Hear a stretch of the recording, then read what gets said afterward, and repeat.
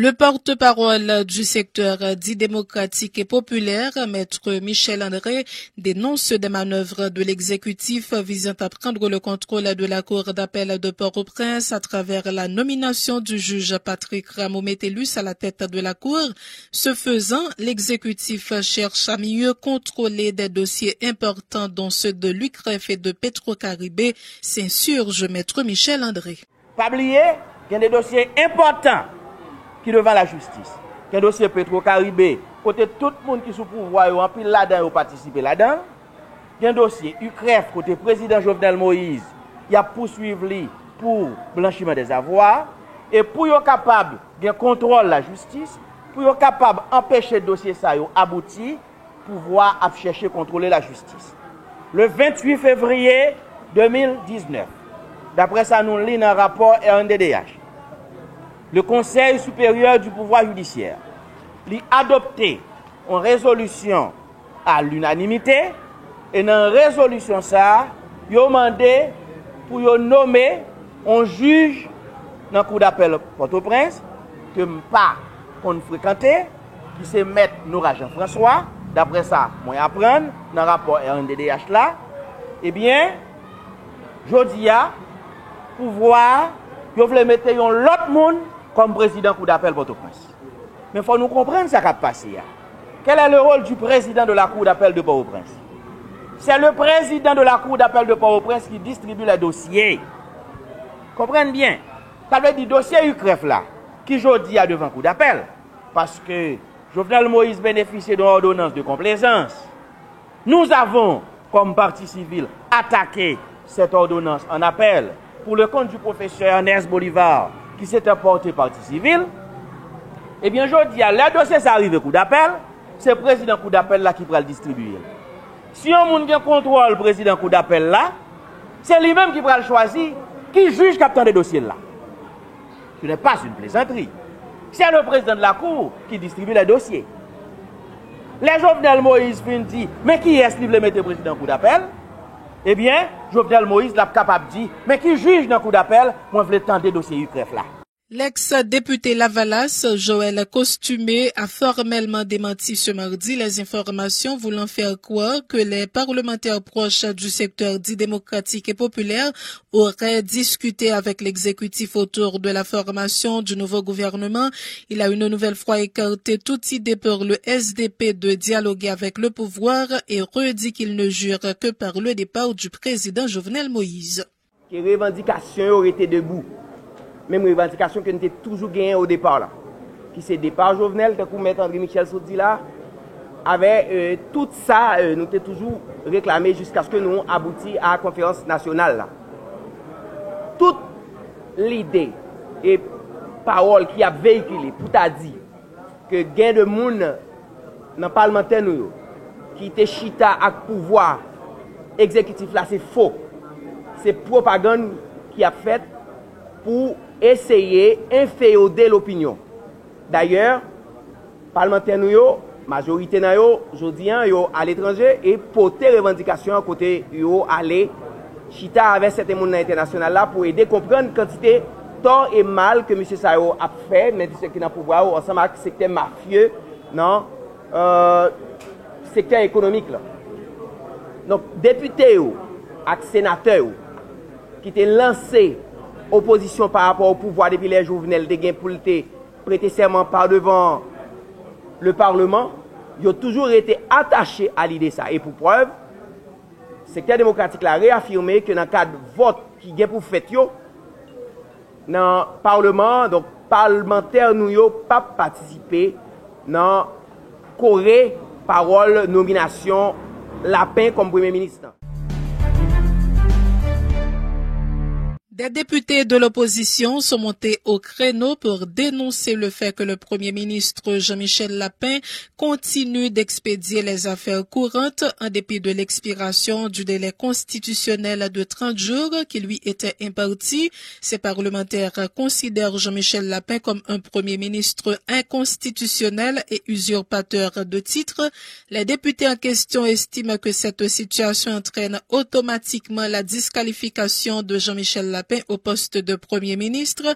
Ils en appellent à l'intervention des présidents du Sénat et de la Chambre des députés afin de stopper, je cite, cette dérive orchestrée et cautionnée par le président Jovenel Moïse. Écoutez à ce sujet le député Abel Descollines au micro de Jean-Louis Fanfan. Les députés de l'opposition constatent avec la plus grande stupéfaction le mépris de la Constitution par M. Jean-Michel Lapin eu égard à l'article 165 précité.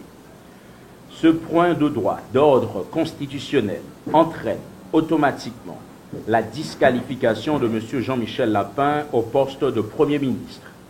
Et cette dérive de trop orchestrée et cautionnée par le président Jovenel Moïse témoigne de la justesse de sa mise en accusation aux fins de destitution.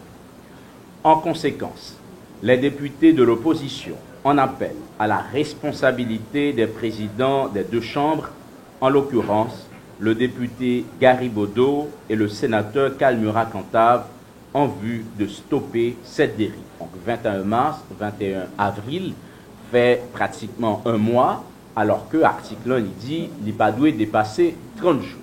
Donc, cela dit, M. Lapin l'y siégé à date au niveau de la primature. Donc nous autres, pendant que toute une série de secteurs sont préoccupés par de l'autre situation, bien évidemment à bon droit, nous-mêmes de l'opposition, nous dit cette dérive lit de trop, comment stopper? Bien évidemment, nous entendons à travers conférence ça et dénoncer, et de fait, c'est ça qu'on fait là, pour nous alerter la population haïtienne et toutes les instances qui concernées par question ça. Voilà un pays et tout pays qui se respecte, a doué respecter les prescrits de la Constitution.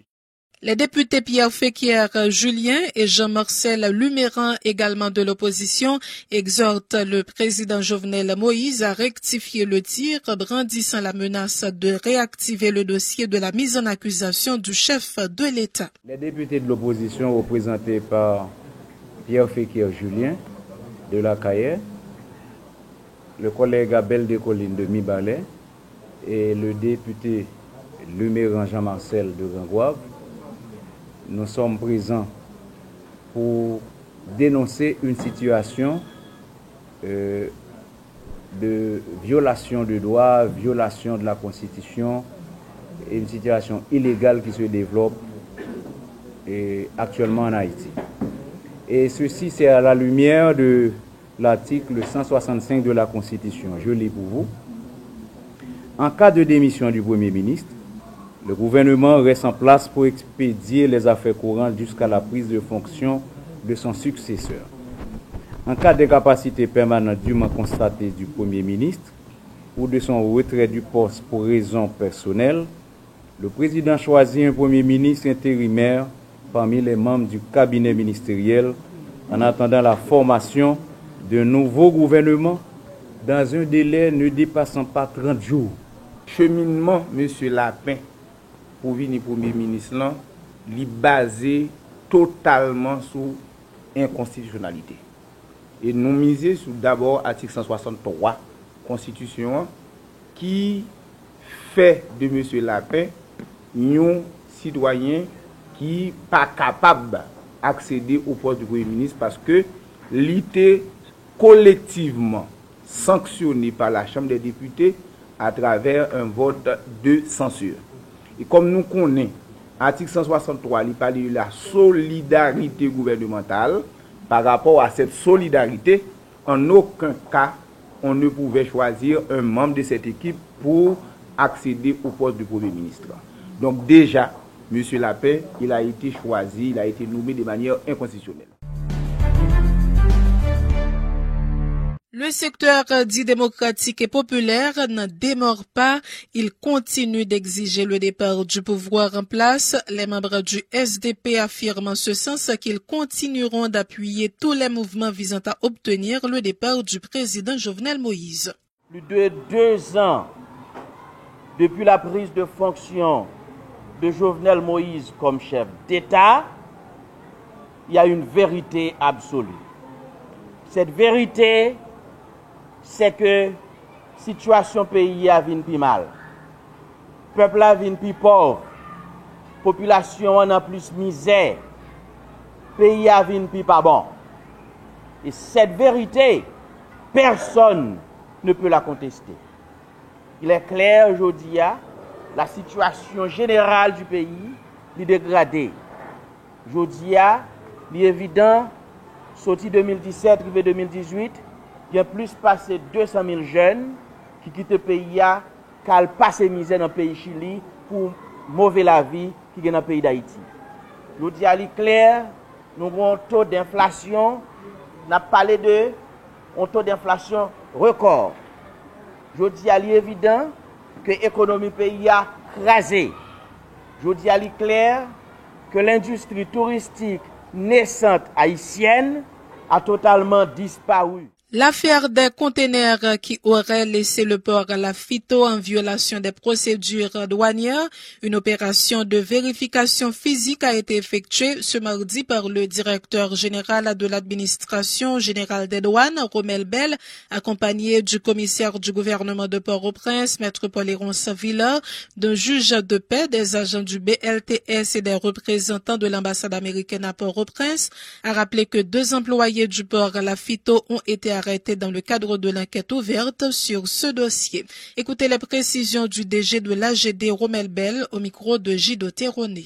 17 conteneurs, à travers tout ça, mon abdi et dans la rue, je suis pas obligé de dire pour mon abdi là, moi c'est un responsable. 17 conteneurs, ça normalement, c'est fait objet de suspicion. Par le fait que vous avez joué en possession d'un citoyen qui a un document, la douane n'a pas rempli, et le document ça, c'est le même qui a droit pour circuler avec conteneur. Étant donné que la douane n'est pas présente le jour, mais nous avons un document rempli et nous pouvons voir conteneur ça. Et c'est ça que fait, dans le commencement, nous avons parlé des enquêtes préliminaires qui viennent pour mener par rapport à conteneur ça. Et dans l'enquête préliminaire, c'est là-dedans nous venons retrouver 17 conteneurs ça yo jodi an. Et c'est yo qui entreposé dans Waflan. Donc et jodi an n'a vérifié conteneurs ça avec juge de paix, commissaire du gouvernement, avec BLTS. Donc nous descendons en vérification physique. Puisque les yo t'a rempli formulaire ça, c'est pas nous qui t'a rempli yo, nous pas encore voir conteneur. Maintenant enquête nous retrouver yo. Et c'est dans ce sens nous dit jodi an n'a fait vérification conteneur ça yo. Côté conteneur ça yo t'es allé avec yo Titan. Je dis que Titan qui côté dans Port Lafito. Pour sa part, le commissaire du gouvernement de Port-au-Prince, Maître Paul-Léronce Villa, annonce la poursuite de l'enquête ouverte sur cette affaire. Il informe que ce sont les vérifications qui permettront de déterminer s'il y avait des armes et des munitions à l'intérieur de certains conteneurs. Par rapport à la suspicion que tu as gagnée sur 16 conteneurs qui n'ont pas respecté la procédure douanière. Donc nous avons ouvert une enquête autour de ça. Jusqu'à présent, nous avons dit l'enquête a continué.